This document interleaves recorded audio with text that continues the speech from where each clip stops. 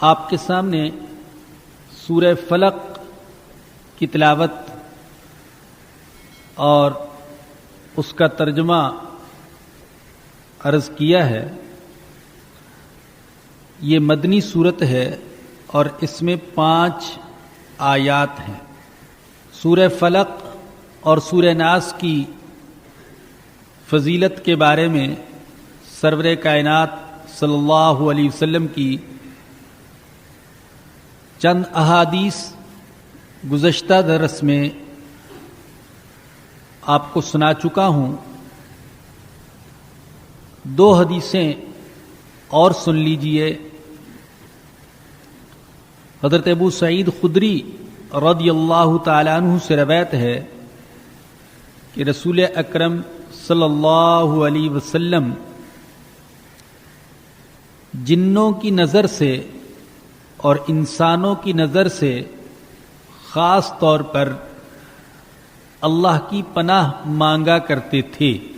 لیکن جب یہ 2 صورتیں نازل ہو گئیں، یعنی سورہ فلق اور سورہ ناس،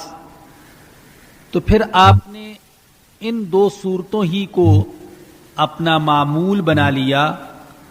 اور انہی کے ذریعے سے اللہ کی پناہ مانگا کرتے تھے، اور اس کے علاوہ کو آپ نے چھوڑ دیا۔ موطأ امام مالک میں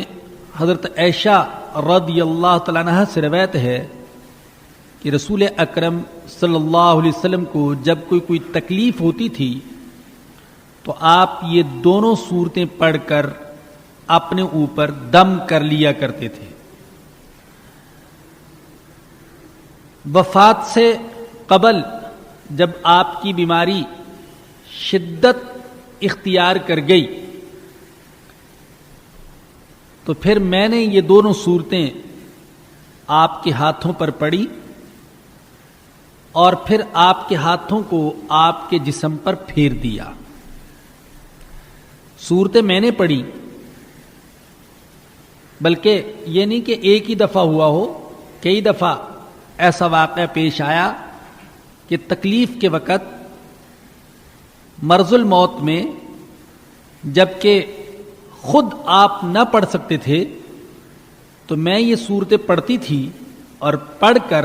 آپ کے ہاتھوں پر دم کرتی تھی اور پھر آپ کے ہاتھوں کو ہی آپ کے جسم پر پھیر دیتی تھی۔ خود میں اپنے ہاتھوں پر کیوں نہیں پڑتی تھی اور اپنے ہاتھوں پر پڑھ کر ان کو آپ کے جسم پر کیوں نہیں پھیر دیتی تھی؟ تو حضرت عائشہ رضی اللہ تعالیٰ عنہا فرماتی ہیں حضور اکرم صلی اللہ علیہ وسلم کے ہاتھوں میں